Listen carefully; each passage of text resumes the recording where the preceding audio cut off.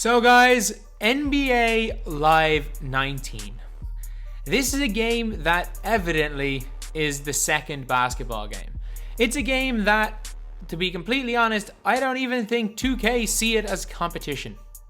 I genuinely don't. NBA Live 19 is a game that, honestly, I do not think is a bad game. I do not think it is that bad a game. However, it's definitely inferior to 2K in almost every way, in my opinion. And to be honest, it's just there's a lot of things that they do really, really well. There's a lot of things they probably don't do well. First of all, with creators, like, I'm pretty sure this guy, he's something to do with FIFA, I think. I don't think he's got much to do with basketball.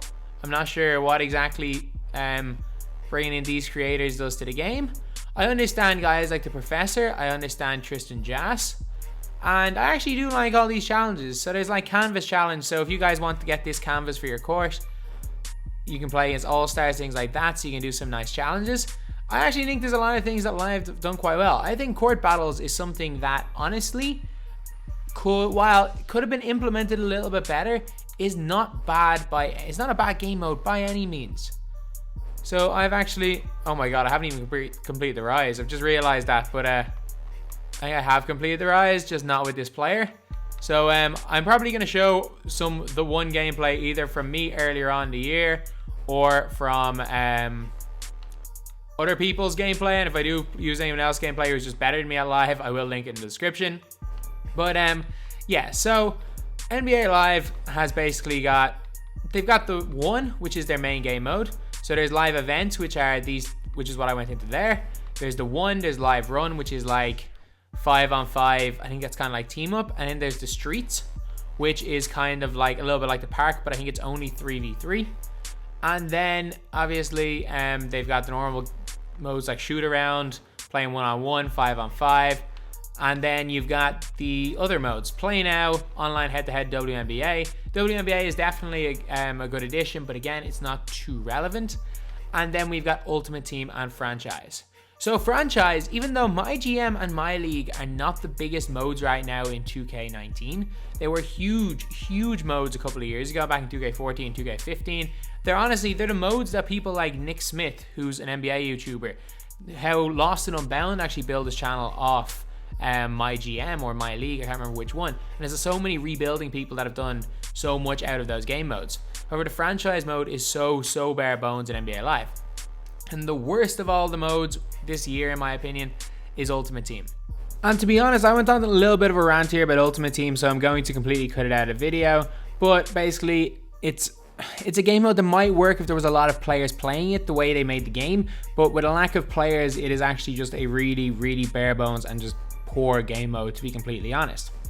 And to be honest, I think that the only way, not only that 2K can, or the Live can overtake 2K, because that's something that may or may not happen, but the only way that I think EA keeps NBA Live afloat past NBA Live 20 or 21 is honestly if they make the game free.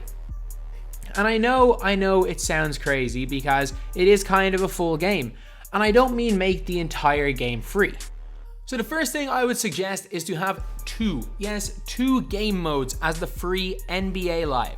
Not NBA Live 20, not a yearly release, just have pure NBA Live and keep constantly updating it. I genuinely think that could be a big thing. And I think that initially the game modes should be the streets. I think it should be live run. I think there also should be live events, and I think it should be Ultimate Team. I think that the best thing that they can do is to try push this as much as possible to make it a multiplayer game, and if it is free to play, and I honestly think the game is competent enough that they will get hundreds of thousands, if not millions of players straight away, because it is a solid basketball game. While it's probably not 2K's level, it is a very decent basketball game, and as much as people don't like to say it, NBA Live is a very okay video game. It is not a bad video game by any means. I didn't think it improved as much as I would have liked from NBA Live 18. If I have called it 2K at any stage in this video, I'm sorry, But at the same time, the strides it's made from NBA Live 16 is unbelievable. Whereas 2K, it has improved. I'll give them that. It has not improved at the rate that NBA Live has improved. And I think that if it keeps improving more and more gameplay wise, like it has, that honestly, it'll never overtake 2K. Trust me, if it releases at $60, it will literally never overtake 2K. I honestly think that a concept like this could help it at least compete with 2K, and who knows, it could end up completely trumping 2K's player base, because a lot of people are going to see, especially if they release on the same day, they're going to see a $60 game and they're going to see a free game. If the free game isn't that much worse than a $60 game, even if the $60 game is better, no one's going to choose the $60 game. And I think that they could take a massive, massive percentage of 2K's audience, especially young kids. Because these are the type of players that I think EA are kind of looking at getting. These are the reasons why they are going more so towards these live events, getting these creators in.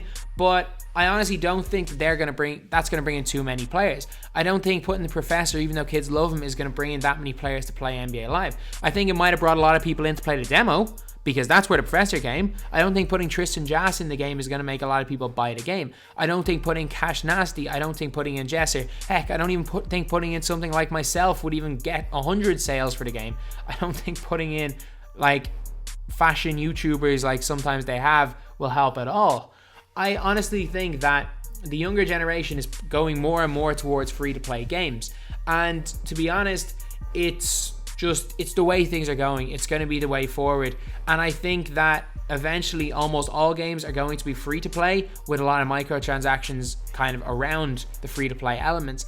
And I think that 2K, obviously, it's going to be a AAA title. It costs so much to make that game. It costs so much in advertising, that I think that they're obviously going to have to, they're not going to be able to do it. But I think EA needs to get ahead of the curve, and they need to release this as a free-to-play basketball game if they want any chance of survival. And I know you guys might be thinking, like, how do they make any money? But that's like asking, how do Fortnite make any money? How's Apex Legends going to be making any money? And honestly, that's kind of what I'm looking at for why I'm thinking this way, why I think EA needs to go down this route.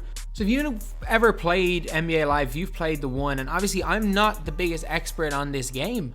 I'm honestly not. I haven't played this game as much as an awful lot of people. There is so many people that play this game a lot more. But basically, if you play the streets or court battles, things like that, all the loot boxes for every game mode except Ultimate Team, you cannot buy with actual money. So you can only buy with in-game currency that can only be earned from playing the game, which is great. I have absolutely no problems with that. I think it's actually kind of a breath of fresh air, the fact that it's not going towards microtransactions.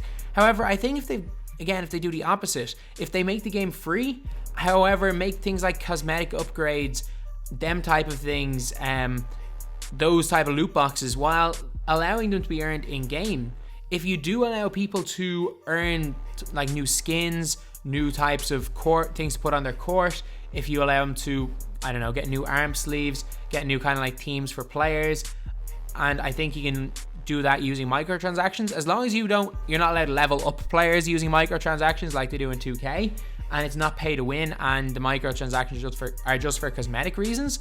I think that there's going to be an awful lot of people that will have no problem spending $20, $30 to make their players better. And I think that if you've got, say, 500,000 players, it's going to get easily 1 million downloads, without doubt. If you've got, say, 500,000 consistent players, and even, I don't know, 10,000 of them decide they want to spend $20, $30 on the game, I honestly think that if they'll do that consistently, that they're going to make more money. And I also think it's a lot more sustainable. They're going to make a lot more money, and they're going to make more money throughout the year. Because it is evident that NBA Live does not have many copies sold. And no matter what people try to say, all you have to do is just look at Ultimate Team. Card collecting modes are a big part of all these games. There's a reason why it's the biggest mode in Madden, it's the biggest mode in FIFA, it's the biggest, or the second biggest mode in 2K after My Career / Park. And there's a reason why, if you look at Ultimate Team on NBA Live, no one plays it. Like, if there was a huge amount of people that bought NBA Live, there'd be a lot more people playing Ultimate Team. And that's just straight up true. And whether EA gets a lot of sales. I assume it does get a lot of sales when it reduces the game down to $10. By then, it's too late. Everyone's already bought 2K. They bought NBA Live, and just no offense to EA, 2K is a better game. So people are going to stick with NBA 2K. And if NBA 2K goes on sale, they're going to buy that over NBA Live.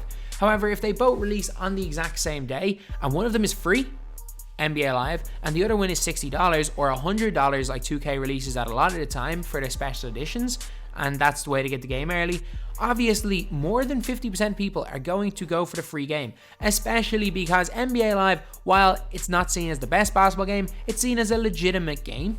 Like, anyone that's played it, most people that plays it enjoys it. And it's not seen as this like kind of 3v3 freestyle basketball. It's seen as an actual basketball game that you can go and get for free. You can go into the PSN store, download it. If it's really focused around multiplayer, you can go play with your friends. Who knows, you might be able to open a couple of loot boxes. They might spend a bit of money on it. And then also on the side, I think that this is going to be the big thing. So I think that rosters, you should have $5 like updates. So say pay $5 and you can get Play Now. You can get all NBA rosters. So, for example, if there are 1 million people playing it and 1 million people buy the $5 add-on, it's a lot better than, say, 10, 15,000 people buying the game at $60. And then if they want to, say, put a franchise mode on, put that on the side. Put, say, $5 for a franchise mode. Things like that. And if people do want to play a franchise mode, they can play it. And you guys can, EA will be able to see with the amount of people buying it, what modes people actually like to play. And then the whole game is in there. The whole game will probably end up costing about $15. But if you do only want to just play the multiplayer parts, you want to play with your friends, it's free. And that's going to draw in all the players. And who knows, players may or may not want to spend more, and they have a choice to spend more. Rather than them spending $60 on a game that's not worth $60, and within 2 weeks will drop to $40, within 2 months will drop to $10, and by probably February, March will end up being $5, which is what happened with Live 18, what's happening right now at 19, and what will probably happen with 20. And I think if that happens with NBA Live 20, not only is it never going to overtake 2K, we may not see an NBA Live 21, and EA may pull out completely, which is not good for anyone. Competition is great. Trust me, if there's no competition, we're going to see more and more NBA 2K18s where it looks like 2K just stopped caring. And the fact that Live 18 came out, we actually have a much better 2K19. But anyway, yep, that is the video. That's just my opinion. Let me know what you guys think in the comments. Thank you guys for watching. Please like, comment, and subscribe.